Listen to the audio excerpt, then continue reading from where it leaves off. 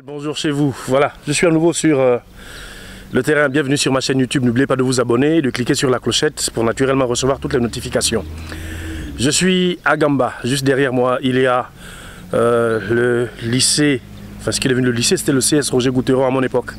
Maintenant c'est le lycée Roger Goutheron et puis comme je vous l'ai promis lors de la dernière vidéo, on va faire un peu le tour de Gamba, rencontrer des Gambanais, discuter avec eux et puis voir qu'est-ce qu'ils attendent, notamment de ce que vous savez, le 26 août prochain, donc demain, auront lieu les élections. Donc qu'est-ce que les Gambanais, eux, attendent de la part des élus, comment voit-il le futur président, bon, on va le savoir. La question, là-bas, c'est mon frère, c'est Mignon, comme on l'appelle affectueusement. Alors, il va être ma première victime dans le cadre de ma première tournée, ou plutôt de mon interview. Ma première. Et puis, j'aperçois quelqu'un d'autre qui passe de l'autre côté là-bas. Lui, c'est Monsieur Voubou. Ah. Ah.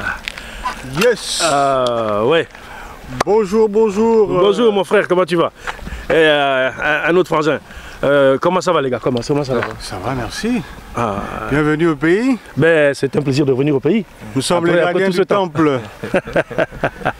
Et c'est toujours un plaisir de revoir un fils revenir dans son pays. Vraiment. Ce Gamba, c'est pas une ville, c'est notre pays. Vraiment. Voilà. Alors, est-ce que tu peux te présenter pour ceux qui regardent?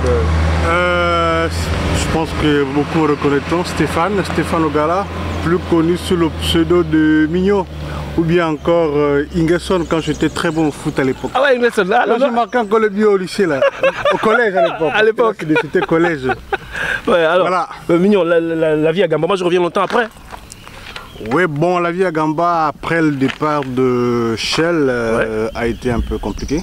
Bon, et compliqué, devrais-je dire. On essaye de faire autant que... On essaie de faire le peu qu'on peut, hein, en tout cas. On essaie de vivre avec la nouvelle entité, donc Assala qui a remplacé Shell. Ouais. On essaie de se remettre un peu de cette situation-là, petit à petit. Je te vois plus tard. Donc, on espère qu'avec peut-être le changement à venir, la ville va retrouver de sa verve.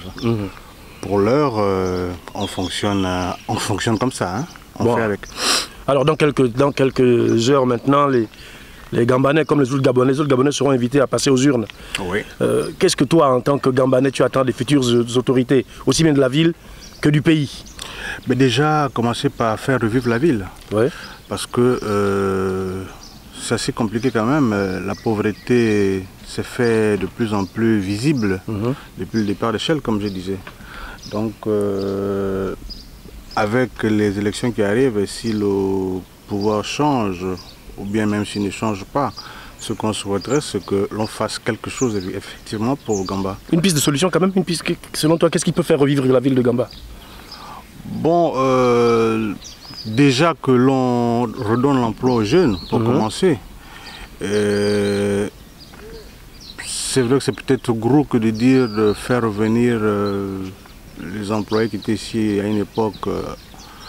Bon, ça dépendra de la nouvelle entité. Déjà qu'avec le départ d'Assala, ça va être Morel-et-Prom. On ne connaît pas la politique de Morel-et-Prom. On espère que la politique de Morel-et-Prom sur le plan social va nous permettre de revivre mieux, un peu comme on l'était avec autant de Shell. Ah d'accord. Merci Mignon, écoute, je sais que tu es en train d'aller au travail, je ne vais pas te retarder plus longtemps. D'accord. On va quand même voir si on peut faire un selfie. Mais il n'y a pas de souci, hein.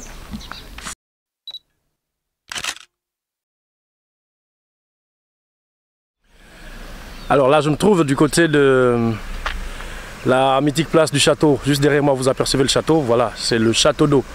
C'est la mythique place du château d'eau de Gamba. Et si je tourne ma caméra, juste derrière moi en bleu, vous apercevez l'agence locale de la SEG. Sur cette ruelle, on descend pour aller vers la place de l'Indépendance. C'est donc ma tournée, sinon ma visite de Gamba qui continue. Comme je vous le disais la dernière fois, la ville est en chantier. Je vous montrerai les quelques chantiers, sinon les quelques quartiers qui font l'objet de travaux. m'a-t-on dit, des voiries qui vont être refaites et qui certainement seront goudronnées. Là, je vais descendre dans un quartier que l'on appelle Camp-Sable. Le Camp-Sable est un quartier mythique aussi parce que lorsqu'on était tout petit, eh bien, on y allait souvent parce qu'il y a un cours d'eau, comme une petite rivière juste derrière, qui conduit au quartier Plaine 5. Je vais au Camp-Sable pour essayer de rencontrer le grand frère Pierre Claver avec qui on va échanger un tout petit peu. Mais je vais vous montrer au fur et à mesure qu'on avancera, les différents coins et recoins de la ville de Gamba. Une ville de Gamba qui tente de renaître de ses cendres, c'est compliqué. Non, je sais qu'on va y arriver. Donc surtout, restez des nôtres. Alors, comme je disais il y a quelques instants, je suis au quartier Camp-Sable. Le Camp-Sable est un quartier mythique de Gamba, un grand quartier. Et avec moi, vous l'aurez remarqué, il y a le grand frère Pierre Claver Mihindou qui est un fils du coin et un fils du quartier. Camp-Sable. Pierre Claver, bonjour. Bonjour. Ça va, faut parler un peu plus fort pour qu'on t'entende. Alors, parle un peu du quartier, de la vie à Gamba d'abord et ensuite du quartier Camp-Sable. La vie à Gamba désormais, c'est comment? Bon, la vie à Gamba, ce n'est plus comme avant, comme les années 80. Depuis le départ de Shell Gabon, beaucoup d'activités ont baissé, beaucoup de gens sont partis de la ville. Parce qu'on était à près de 10 000 habitants, on se retrouve à 7 000 aujourd'hui. Donc les gens ont vraiment quitté la ville à cause de cette crise-là. L'arrivée d'Assala n'a rien arrangé. Bon, on attend Morel Prom qui remplace Assala, on ne sait pas ce que ça va donner. Mais je constate depuis ma dernière visite ici que la ville est en chantier. Ben, la ville est en chantier compte tenu de la campagne présidentielle, bien sûr, parce que le chef de l'État a promis refaire les routes, tout cela, pendant la campagne, donc c'est ce qu'il est en train de faire. Ce n'est pas des routes qu'on refait, c'est des routes qu'on colmate, juste les trous qu'on ferme et puis c'est tout. Le quartier Camp-Sable, parle un peu du doyen du quartier Camp-Sable. Bon, le quartier Camp-Sable, en principe, c'est le premier quartier de Gamba, c'est le plus vieux quartier de Gamba. Et vous allez voir qu'il ne bénéficie de rien du tout, c'est le quartier des pauvres, comme on le dit. Pourquoi? Mais parce que même quand il y a des délestages, c'est ici qu'on déleste de temps en temps. La SCG, un peu ça. Et puis il n'y a aucune route qui arrive au Camp-Sable. Ah oui, je remarque. Voilà, mais ça porte bien son nom. Camp-Sable. Voilà. C'est toujours le sable. C'est pas parce que c'est Camp-Sable qu'on doit laisser le sable.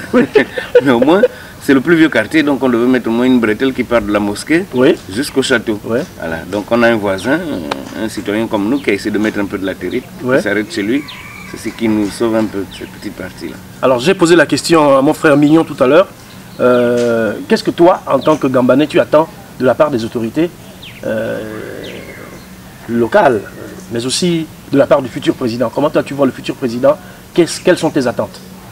Bon, mais les attentes, ce sont les mêmes pour tous les Gabonais, c'est-à-dire de l'emploi.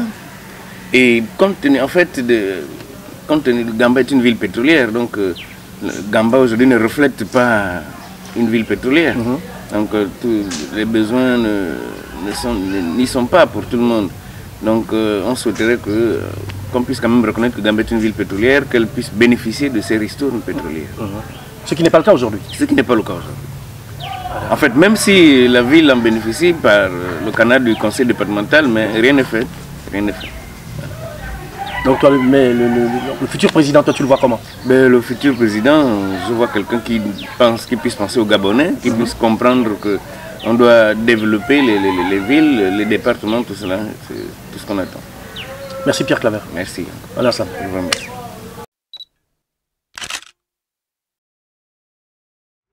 Bon,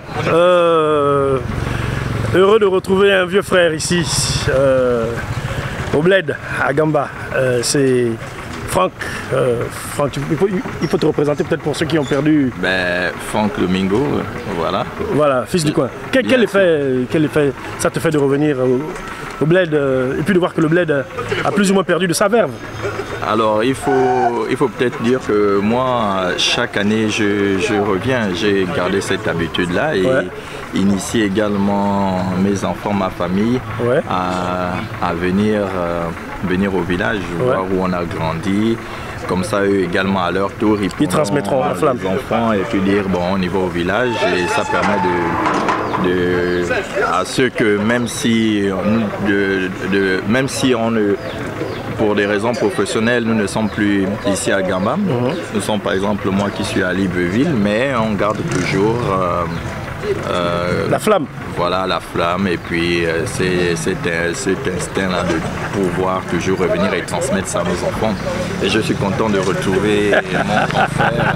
Je repense déjà là à nos souvenirs au basket. Vraiment. Jouer au basket, à faire des pas. Le crossover. Voilà, le crossover, je n'oublie jamais ça. Vraiment. C'est au CCPL. Vraiment. Et c'est un plaisir de te revoir également. Alors, ici. Ça te fait de voir, ça te fait quel effet de voir que la ville, vraiment, c'est plus comme à notre époque. Un petit constat de désolation, comme je le dis, chaque année, moi je reviens et je vois que Gamba s'est dégradé toujours de plus en plus. On espère seulement que un jour, on est toujours toute cette population-là et puis qu'on nous arrange également, que les autorités, les politiques et les élus locaux fassent tout pour nous arranger la ville et nous mettre également maintenant le pont sur la Nyanga qui va faciliter un peu les échanges commerciaux, les échanges commerciaux. Alors, parce que le train de vie ici, c'est compliqué. Je veux rebondir sur un mot, tu as utilisé le politique. Qu'est-ce que toi tu attends des prochains élus locaux? Qu'est-ce que tu attends notamment du président qui sera élu? Concernant bien sûr la ville de Gamba, quelles sont tes attentes? Écoutez, surtout pour alors comment dire, la ville de Gamba, c'est nous faire le pont sur la Nyanga. C'est tout. Nous faire un pont sur la Nyanga. Si c'est difficile de nous faire un pont sur la Nyanga, notamment au niveau de Mayunami, nous mettre un bac qu'on attend toujours, ce fameux bac de grande capacité qui va permettre de fluidité, des échanges, qu'on attend toujours.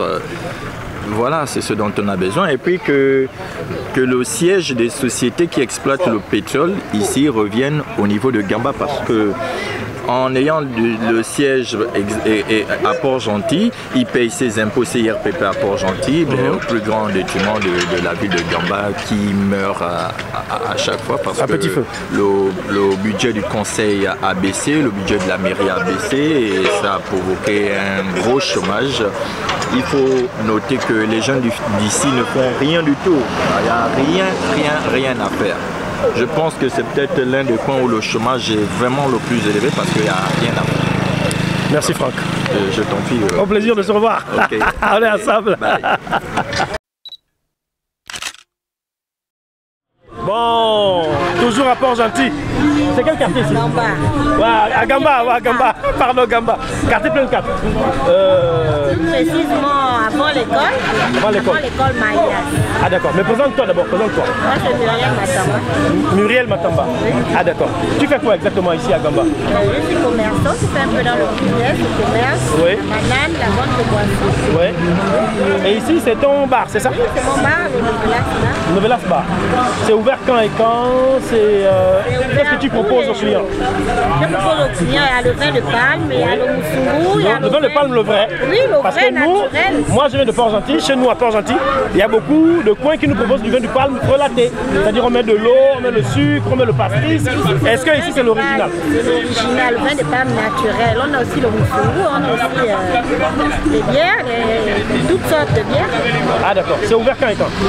Tous les jours c'est ouvert. Tous les jours, même dimanche? Oui, même dimanche, puisque c'est nous-mêmes qui jouons. Ah c'est d'accord. mon business. Ça s'appelle comment? Novelas Bar. Novelas Bar.